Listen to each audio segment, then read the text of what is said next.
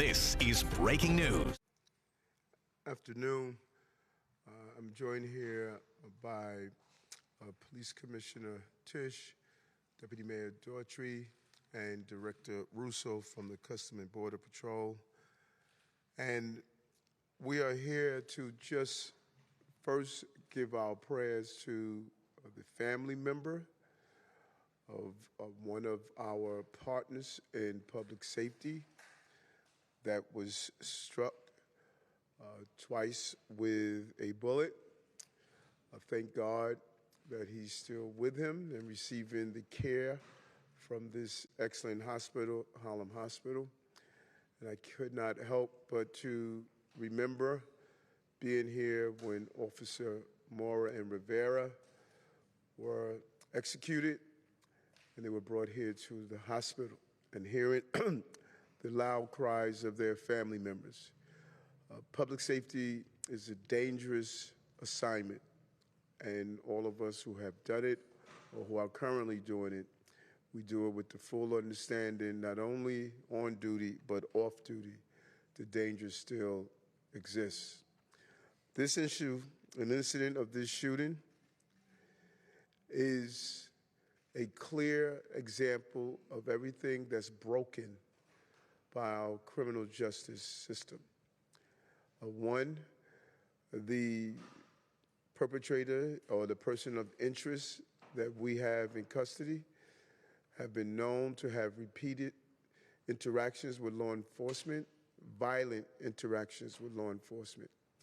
The second, the over-proliferation of guns. Although we've removed over 22,000, bad guys continue to get guns in their possessions, and they're not afraid to use them. And thirdly, something that I talked about often, the violent migrant and asylum seekers who are bringing violence and really tarnish the reputation of those who come to this country to pursue the American dream. We have to be quick and swift to deal with those who believe they're going to inflict violence, not only on documented New Yorkers, but they are known to commit violence on undocumented New Yorkers. And so I want to thank our federal law enforcement partners, Customs and Border Patrol and HSI, for joining us today. And I'm sorry that we're here for this unfortunate incident.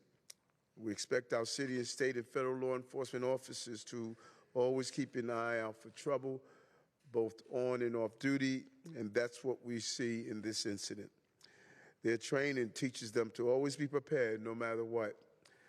Be ready to protect themselves and protect the public. And last night, an off-duty federal officer for U.S. Customs and Border Protection was in Riverside Park when an unexpected situation became a reality. Shortly before midnight last night, the 42-year-old male federal officer was with a friend when two predators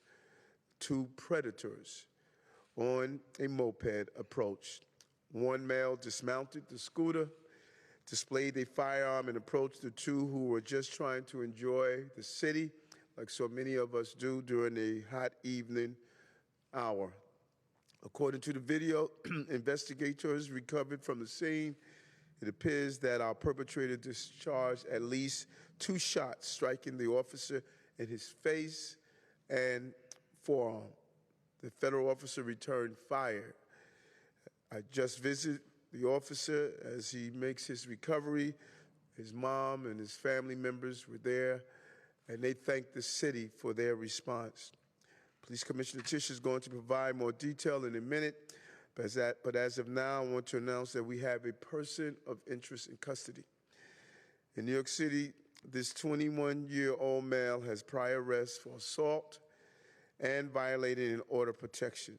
At the time of this shooting, he had an active bench warrant from the Bronx, was wanted for a robbery from last December and a stabbing from January. A robbery from last December and a stabbing in January. In less than 1 year, he has inflicted violence in our city. And once he is charged for last night's crimes, we will be able to add attempted murder to his rap sheet. This individual also had an extradition warrant from Massachusetts for kidnapping and was the subject of a federal deportation order after illegally entering the country in 2023. Violence of this kind will never be accepted in this city. And we want to thank our partners, and again, our heart goes out to the family members who are involved in all New Yorkers. I want to now turn it over to Commissioner Tisch. Thank you, sir. Good afternoon. The information I'm about to provide is preliminary and is subject to change. I'm going to brief you on a shooting incident that occurred last night in Riverside Park in the confines of the 3-3 precinct, in which the victim was an off-duty Customs and Border Protection officer. The details are as follows. Yesterday, July 19th, at 11:53 p.m., the officer was sitting on the rocks along the waterside. Two males rode up to him on a scooter, and the passenger got off and approached him from behind. One of the perpetrators produced a firearm, at which point the officer realized that he was being robbed and drew his service weapon in defense. The perp fired first, and an exchange of gunfire followed. The officer was struck in the forearm and in the face. This was all captured, as the mayor said, on CCTV, which also shows that the perp was injured by the gunfire and limped back to the scooter. The perp and his accomplice, the driver of the scooter, then fled the scene. At this time, we have no indication that the officer was targeted for his employment. Detectives have not yet recovered the perp's firearm, but we did recover discharged shell casings, both .380 caliber and 9mm. The 9mm are consistent with the officer's service weapon. We also recovered blood at the scene, which is now being processed for DNA evidence and compared to bloody clothing later recovered as part of the investigation. At this time, we're investigating a person of interest in relation to this shooting. Miguel Mora, a 21-year-old male, walked into Bronx Care Hospital at 12:18 a.m. with gunshot wounds to the groin and the leg, consistent with the injuries sustained by the perp, as captured on the CCTV video that our detectives have reviewed. He was then transported to Lincoln Hospital, where he underwent surgery. Our initial investigation reveals that Mr. Mora entered the country illegally in 2023 through Arizona. This individual has 2 prior arrests for domestic violence in New York, and he has an active warrant after not showing up to a court date on one of those cases. Additionally, Mr. Mora was wanted by this department on both a robbery from December 2024 and a felony assault stabbing from January 2025, both of which occurred in the Bronx. He is currently in our custody at Lincoln Hospital and is expected to be arrested today for both incidents. Mr. Moore is also wanted outside of New York and Massachusetts for the robbery of a pawn shop in which guns were stolen in February 2025. The NYPD is working hand in hand with Customs and Border Protection through the HSI Violent Gang Task Force to confirm that the person of interest in custody is the perp who shot the officer, as well as find and apprehend his accomplice. We are also working with the Southern District of New York on this case. Of course, if anyone has any information about this incident or the whereabouts of the accomplice, we urge you to call Crime Stoppers at 1-800-577-TIPS. I will now turn it over to Director Frank Russo from Customs and Border Protection. Thank you, Commissioner Tisch. And first and foremost, I want to thank the NYPD and their incredible efforts to help save our officer.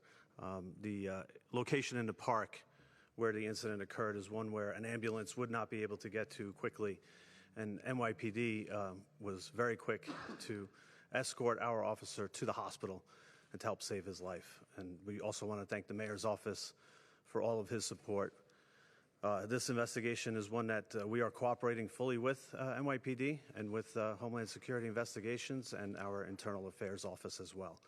Let's make something incredibly clear today. Our officer is a hero. He did exactly what we ask of all of our officers under the circumstances. He executed our mission, which is to protect the country, and he did it by stopping a threat. If not for his efforts, this person of interest would have committed more armed robberies. And so we are grateful for his efforts. We expect him to make a speedy recovery, and our hearts go out to him and his family. And now we'll take some questions. Any word on how the officer is doing? Is he being identified yet as well? Not identified, but he's in stable condition. Has he been able to talk or say anything? No, he communicates with the hand gestures. Was he in uniform at the time? He was not. You talked about the NYPD responding to the scene and helping get him out of there. How did all of that happen? Did the person who was with him call 911? How was he removed from there? We'll ask NYPD to answer that. So the person he was with called 911, but we also had an additional 911 call for a robbery that had taken place about 5 minutes previous. Very similar motive, 2 males on a scooter that forcibly removed a cell phone from a woman. So the officers were responding to both 911 calls. So the officers were in the area already looking for those individuals? They were on the way responding to the first 911 call, which was of a robbery in progress. And these 2 individuals are being investigated in that crime as well? That's correct. One more question. Sorry, NYPD. Was the victim with a female, a 40-year-old woman? The victim was with a female companion, yes. Okay, we have time for one. So, anyone who wants to answer this can. It's how did the system fail so badly here? I mean, you had a Massachusetts warrant, deportation order, and multiple arrests here in New York City, and he felt comfortable enough to hang around after he had already robbed somebody because he didn't have to worry about he was going to be let go again. And it took a federal agent shooting him to stop him. How is our system working here at all?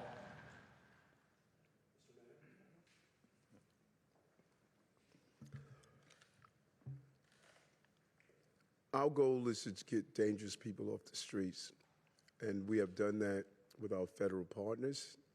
If you know of a number of the dangerous gangs takedown that we participated in, and whatever we need to do in our federal laws to ensure that dangerous people are not on our streets, federal authorities need to do that. Here in New York City, our laws are clear on what we can do and what we can't do. We will always coordinate with our partners going after dangerous individuals. We're not allowed to coordinate dealing with deportation, civil deportation only. But we have used the tools with our task force and our federal partners to remove dangerous people off the street. Also want to add that I communicated with the border czar, and he's en route also to visit our officer. Thank you.